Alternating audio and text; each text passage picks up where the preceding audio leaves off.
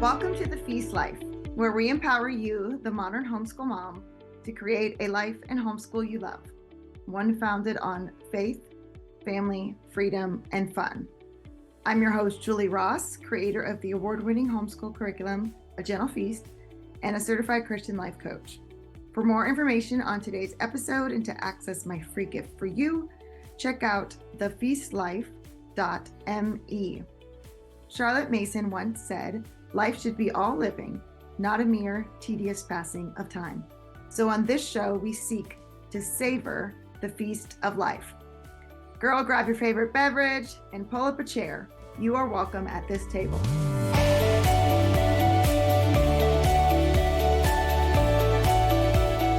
Hello, welcome to episode 1 of The Feast Life. I'm your host, Julie Ross, and I am so excited to start this brand new show with you. So thank you so much for tuning in. You might be asking yourself, what is the feast life? Well, if you're not familiar with me, my name is Julie Ross, and I'm the creator of the homeschool curriculum, A Gentle Feast. And Charlotte Mason talks a lot about this metaphor of a feast, which is why my curriculum is named that.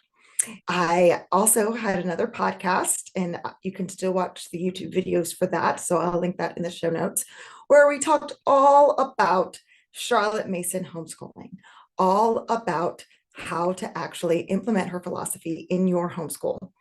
And I so enjoyed doing that podcast. I so enjoyed the amazing guests I had on and reading through her volumes and discussing them. That was so wonderful. I also recently became a Christian life coach. And as part of that, I learned that success in life comes down to 80% mindset and 20% skill set. And as I was meeting moms at conventions and talking to my clients and doing consultations, I really found that to be true. That you can have all the hows and the practical reasons why to do X, Y, Z, or the right books. But if you are struggling with your mindset, it is going to have such an impact on your homeschool. And I realized that not really many people were talking about this aspect of homeschooling. So I wanted to create a show that would help homeschool moms with this mindset piece. Yes, we will still talk about the 20% and some of the practical aspects of homeschooling and how to teach different subjects and whatnot. But I really wanted to focus on the 80% of mindset and show moms how to have a wonderful life. Charlotte Mason said, "Our aim in education is to give a full life. We owe it to them," this being our children, "to initiate an immense number of interests. Life should be all living and not a mere tedious passing of time. Not all doing or all feeling or all thinking, the strain would be too great, but all living. That is to say, we should be in touch wherever we go, whatever we hear, whatever we see, with some manner of vital interest." And when I read that quote, it really resonated with me. Life should be all living, not a mere tedious passing of time. And I spent so many years of my life just stuck in overwhelm, stuck in exhaustion, feeling like I was playing a giant game of whack-a-mole, going from one issue to another issue, that I was never making any forward progress or traction in my life. I did feel like life was merely just a tedious passing of time. Let's just go through this week. Let's just get through this month. Let's get through this year. And I wasn't being intentional about creating a life that I actually loved. I love how Charlotte Mason goes on to say that we should be in touch wherever we go, whatever we hear, whatever we see, with some manner of vital interest. Life is so amazing. There are so many beautiful, fun, outrageous adventures that we get to be a part of. And how can we start living in a way that we can see those things and hear them and know that those things are happening around us all the time, rather than being stuck in negative emotions, stuck in fear, stuck in doubt, stuck in feeling like we're trapped in our circumstances. In my own homeschool journey, I went through a period where I was severely depressed. I didn't want to get out of bed in the morning. I didn't want to homeschool my kids. Every day felt like I was just trudging through mud. And I knew something had to change, that I wasn't showing up the way that I wanted for my children, that I wanted to create a life that was full of fun and excitement and wonder and beauty. And so learning about Charlotte Mason and changing the way I approached my homeschool made a huge difference, night and day difference.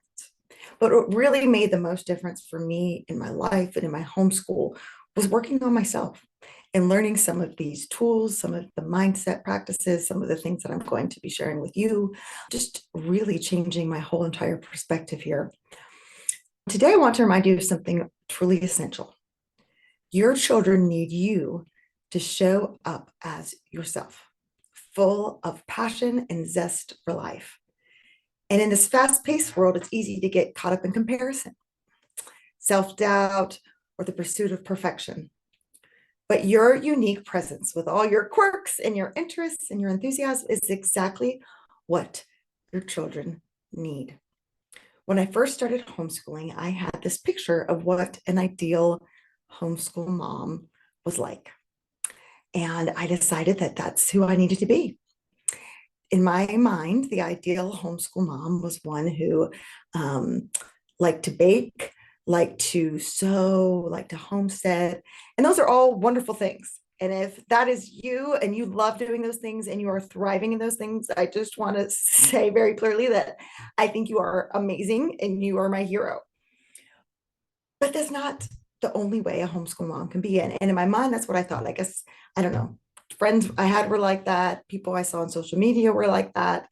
And I tried really, really hard to do and learn and like those things. But here's the deal. I was miserable. I never really got good at those things. It never excited me and lit me up. And over time, I realized I don't really like doing all these things. I wonder if the things that I actually really like doing are okay.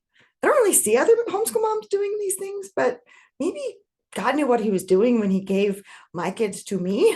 And maybe I just need to show up as me.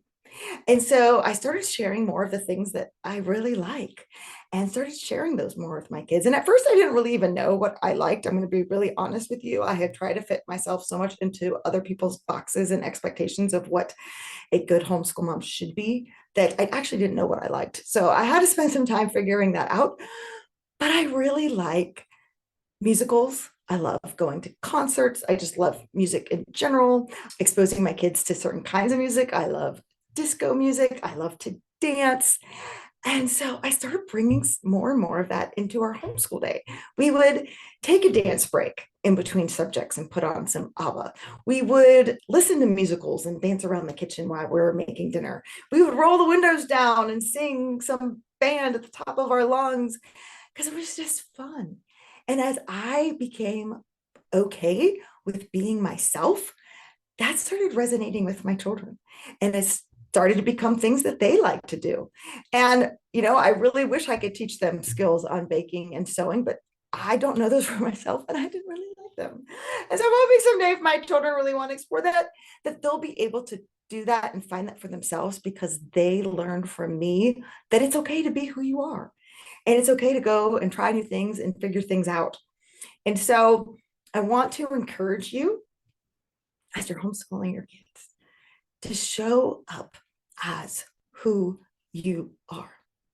God knew what he was doing when he put your kids in your family. So here are just a few heartfelt reasons why your authentic self matters so much in your homeschool journey. So number one, it's inspiring. Your passion for life, whether it's for a particular subject or a hobby or a volunteer cause, your church, for example, it can be a powerful source of inspiration for your children. When they see you pursuing your interests with zeal, they're more likely to develop a love for learning and be curious and want to explore things for themselves. Number two, you're modeling for your kids' character. Your authenticity teaches them about the importance of being oneself. It demonstrates the value of embracing your strengths and improving your weaknesses while continually seeking to grow and improve. letting your kids be on this journey of you growing and changing into more and more of who God made you to be is inspiring for them, and it models for them perseverance and resilience and strength and having the courage to try new things and take risks. And they see that from you doing it. Number 3, connection. Being yourself creates a deep and authentic connection with your children. It allows them to know you as a person and not just as mom or teacher. This connection fosters trust. It allows for open communication and a safe place for your child to be themselves. And I have seen this so much as I became more and more okay with just being me. It really has made for some super fun memories with my children. Recently, I took them to see an ABBA tribute band at our local theater. And I think the average age of the people in this theater were 70. So me and my kids were definitely, we definitely stood out, not just because of our age, but also because we went in full disco costume and we were the only people dressed up, but that's okay. And we were also the few people or the only people dancing for a lot of it. Afterward, though, I did feel kind of odd, let me tell you, I have to be honest. But afterward, I had so many people come up to me and say that it brought them so much joy to see my children knowing the music, so much joy to see them watching my children dance, like what an amazing mom I was. It was something very unusual. We don't do this thing on a regular basis.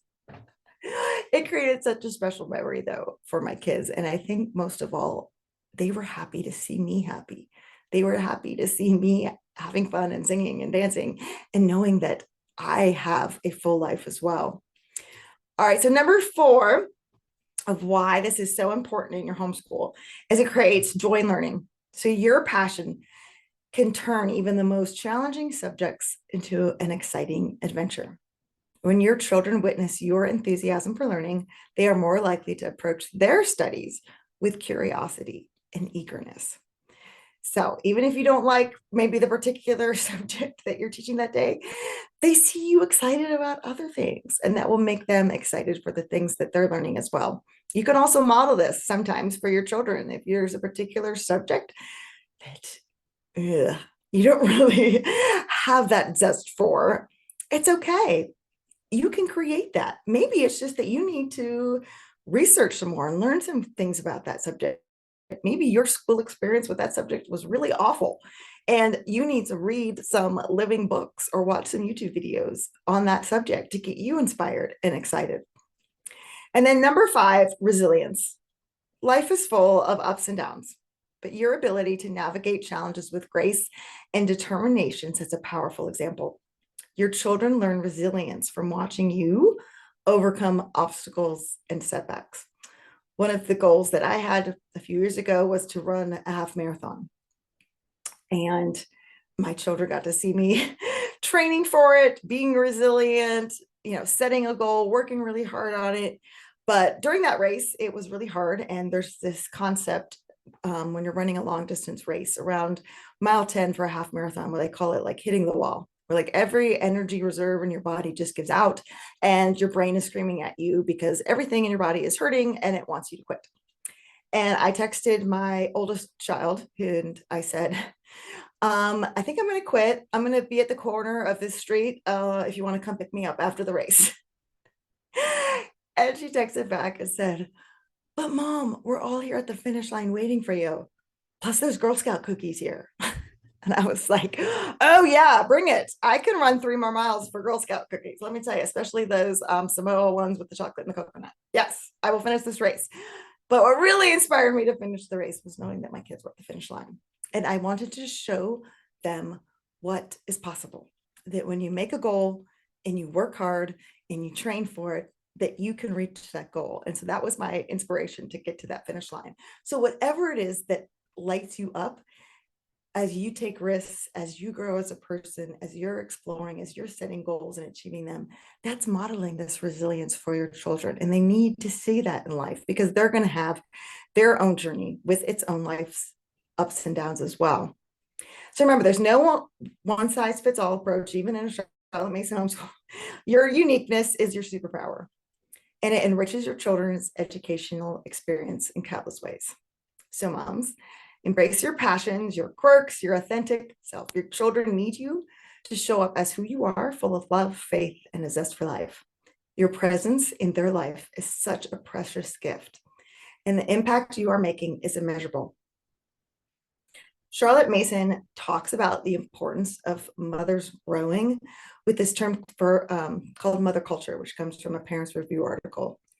And in that article, it says, there's no sadder sight in life than a mother who has so used herself up in her children's childhood that she has nothing to give them in their youth.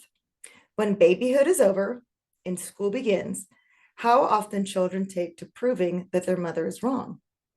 Do you as often see a child proving to its father that he is wrong? I think not. He is gaining experience year by year, but mother is standing still. Then, when her children come to that most difficult time between childhood and full development, she is nonplussed.